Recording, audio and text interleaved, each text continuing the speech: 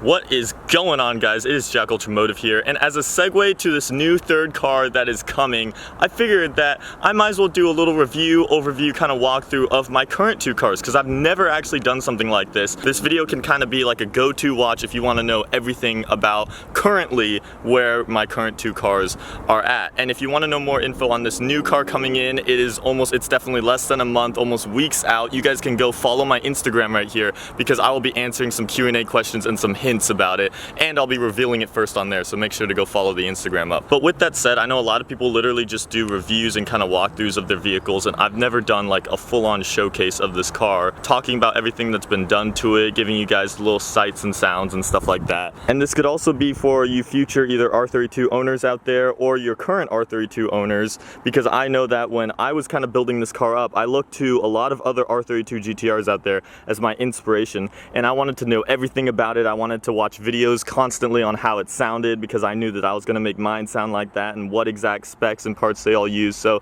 this video can kind of be like an insight to that. So starting off, this is my 1991 Nissan Skyline R32 GTR, completed in KH2 gray. I believe this car might have been repainted because it just looks, the paint condition has been pristine, and there's a couple areas that might have evidence of that. But I picked this car up from Speedworks Northwest. It's local in the area. It was a fresh import at the time, but I did get it from an import dealership around this local Washington area. And a couple things that came with the car when I first got it was this nice front mount intercooler. I'm not exactly sure which one that is, but yes, that did come with the car. And then it also had Tane coilovers that are in the inside, so it's got old school those, and it also had an HKS exhaust, which is not currently on the car, and these beautiful Recaro confetti seats that I'm not sure if I'm ever going to change out, because they're so classy, and the people that it's like a if you know you know kind of thing, and I get compliments all the time about it, so it's kind of a keeper on that end. But if we start out on the outside, first glance you notice on the car is walking up to it probably this carbon fiber hood. Yes, this is real carbon fiber, and this is something that Saban helped me out with. They sent me this DV2 style carbon fiber hood, and in my opinion, carbon fiber hoods on R32s look a bit too aggressive when the car is just mainly stock all the way around. But once you kind of have it built up, or you have either flares or wings and other stuff like that, then it could easily pull it off. And I think it really, that was one of the most nerve-wracking things I was to do on this car, because I really wasn't sure how it was going to look. And at first it looked kind of but once I did everything else, it just really completes the car, and I really love the look of that.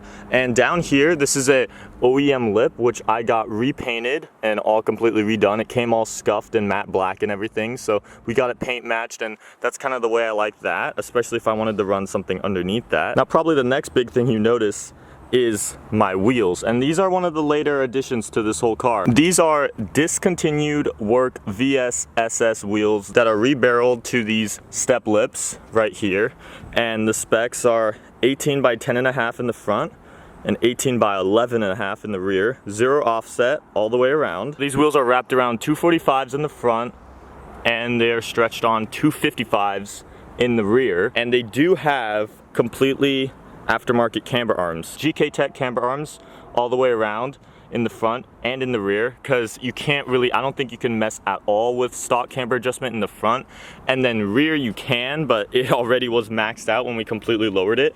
So in order to fit these aggressive zero offset wheels, we literally had no choice but to camber them in. They're literally running on no spacers right now, so they were definitely, it was really ambitious at first to make them fit, and we had to run camber. And that is where I have Austin's sticker right here that is covering up a little chip that I made when I originally put these wheels on and I didn't have camber. They literally stuck out to right here, and they kind of chipped the fender a little bit because it was just way too tight and not smart and not ideal. It has these really thin lug nuts in here. Also, these are stock brakes that happen to come painted red like this, so I get nice red brake calipers even though they're basically stock.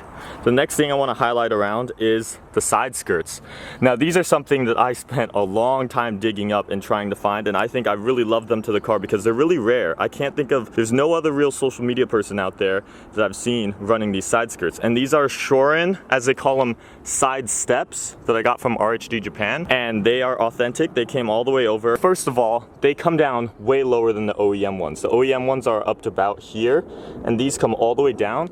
And one of the things about the R32s is that their front chin lip sticks down so low, and the side skirt was never flush with it. It always went up over there. So I wanted a side skirt that kind of is completely flush all the way around and makes the car really balanced overall. And that's exactly what these do. And beyond that, they look extremely aggressive. One of my favorite angles is right here, how they kind of come along aggressively and go perfectly with the carbon fiber hood. Coming along to the rear, we have these are GTST rear spats. A lot of people like to go with the N1 setup on the side skirts and on the rear spats, but I actually think the GTST really flows well with how I'm dialing in the car. So yeah, those are GTST rear spats. And of course, you can't forget this lovely Nismo S-Tune style stripe that the guys at EM Wraps did.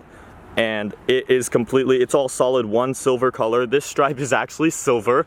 I know on camera and everything, it looks white and everyone thinks it's white, but it is literally silver to go along with the lips of these wheels. And I also wanted to give my car its own little flair, have it stand out a little bit more than just having nothing but plain colors. So that's why I added that. And I think once you get used to it, it really completes the car. We have a carbon fiber Fujimura flap.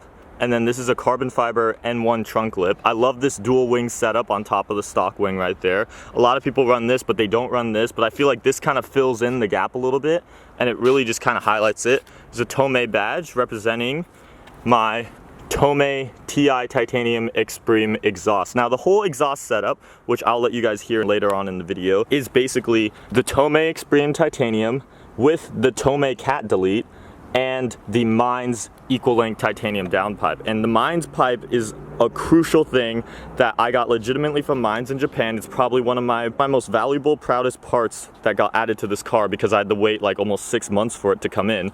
And plus, it is what gives the car its high raspy sound, high pitched sound, unlike most R32s, which you guys will hear it later on. The car also came with these D-Max aftermarket taillights, which in my opinion kind of give it more of like a exotic Ferrari look with the tails, which I kind of like. They're definitely a lot more bright red than your standard ones. And then this is just my show plate. You might have seen this in videos. This isn't my actual plate. That wouldn't be legal to go drive around with that. Now if we move along into the interior, right here we have this lovely Vertex red 10-star wheel. That was one of the latest additions, and it is completely removable. Right here we got the NRG hub and everything. And then center console here, it has this Alpine system that has Apple CarPlay and everything, so I basically have all the modernized features that I have in my Focus RS. Full carbon fiber all the way around center console piece right here that we added on. It's got this aftermarket shift knob. It came with this as well, so I don't really know.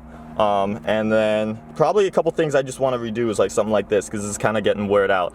And then some people have said to do the seats after I did the steering wheel, but honestly I kind of like the seats, so maybe in the future they'd have to be really nice carbon fiber like backing seats, but other than that I really like these. These are really comfortable when you actually sit in it, believe it or not. It's got Greddy turbo timer and Greddy boost controller right down there. Down below it just has the raw regular Skyline mats. I definitely want to get cop some nice JDM ones in the future.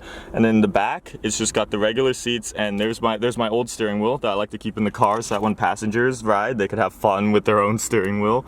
But yeah, other than that, overall, yeah, my interior is just pretty simple. And then coming along to the trunk, and then inside the trunk here we have, this is a massive subwoofer that one of my high school friends gave me, and then this is the Alpine amp for that, and then this is just kind of cleaning stuff and other stuff like that. So yes, it does have a massive sub, so the stock speakers aren't actually that bad in this car, and with added in a nice sub, this thing's sound system is actually pretty bopping. So let's take it in and let us open up the beautiful engine bay that we have going on here. Oh, I love the carbon fiber up in the sun. Voila. So here is what we have working with, all right? This is an RB26, as you guys know, and all Nissan GTRs, all Skyline GTRs have RB26s, the R32, the R33, and the R34. However, this particular engine, this is one from an R34 GTR. Back in the winter, my previous engine started rod knocking, it went bad, so with luckily nice sources around, I was able to find this 16K mileage, only 16K miles, awesome condition RB26 from an R34, and it's basically built pretty stock all the way around. It has stock R34 turbos. It came with this really nice chameleon fuel rail that I really like there. But other than that, it is an R34 RB26. And I guess the only subtle differences I guess you can tell versus if this was an R32 RB26 is probably this piece right here and the fact that it says Skyline GTR on the valve cover. But other than that, you just got these little intakes. And we did a Mishimoto radiator to try and help cool it down in the past, but I'm not even sure how much that's really doing. We got a new fan in here, and that's basically it. This car is the Hikis deleted over there. So the Hikis is the rear steering in the R32s, but it's just completely unpractical if you're not tracking it, or especially of how it was just originally invented. So we just made sure to delete that in the process, so it's got that gone. But it still has the, you know, all-wheel drive fuse and everything. I don't plan on taking that out anytime soon. And it's a very tame setup. I mean, the last time we put it on the dyno, it only did around 352, and that was because I was on old Safeway gas on there, and it was just kind of a fresh start to things. So definitely we could dial it in more in the future, I'm sure, but it's just only running, I think the turbos are only running around 12 psi, and it is basically just a really stock, simple, reliable setup that is loud with the exhaust. In the future, the next time one of my turbos goes or something goes out, that'll give me an excuse to build it up. Before this current video, that is where the car sits, and I definitely want to kind of clean this up a little bit, get like a carbon fiber plate right there, and I need a strut bar as well. So stuff like that can be coming in the future. But other than that, I believe I've done a pretty good run through of this whole car. So any little specific thing you wanted to know, that's kind of all it. I'm sure there's a couple little bits and pieces here and there. But if I could give my overall review on this car, it is definitely a labor management thing that you have to devote yourself to. I think a common example is I can think of stuff literally right now that I still have to do. Like for instance, these parking lights are fading out, so I'm gonna have to get those redone. The clutch is kind of going slowly, so I feel like I'm gonna have to get that redone. It's like, it is a never-ending dedication to this car that you will constantly be spending money and working on things and trying to improve it and keep it maintained. And that's just how these cars go. My advice is that if you want an old JDM car like this, you have to make sure that you have extra money in your pocket to spend beyond once you spend on the original car itself, because there will be problems that you will run into and there will be things that you'll want to modify yourself, and it's just constantly a dedication. I think that's why people get kudos and respect for owning these cars, is because it is definitely a learning lesson. I've learned so much about cars after owning this vehicle, and I'm very appreciative about that. And I'm definitely an exception myself to your typical Skyline owner. Most people that own these cars probably know 10 times more than me, know how to maintain things a lot more and whatnot. But at the same time, it kind of works out that I'm so young, because I just literally use this and I just learned from everything. I learned from all the things I didn't know. I learned wheel specs, I learned engine specs, I learned so much about cars just from owning this old thing. So it's definitely worth it in the long run, and then you totally feel such more of a bond with this car. I daily a Focus RS that's brand new, and that was my first car, so I have a mini bond with that, but at the same time, it just has so much more soul and meaning to you than a standard car would, and you just feel so devoted to it. But with that all out of the way, I'm gonna let you guys hear the car. I'm gonna start it up, do a little pull down there, so you guys can get a taste of this beautiful equal length downpipe sound that comes from the RB in this car.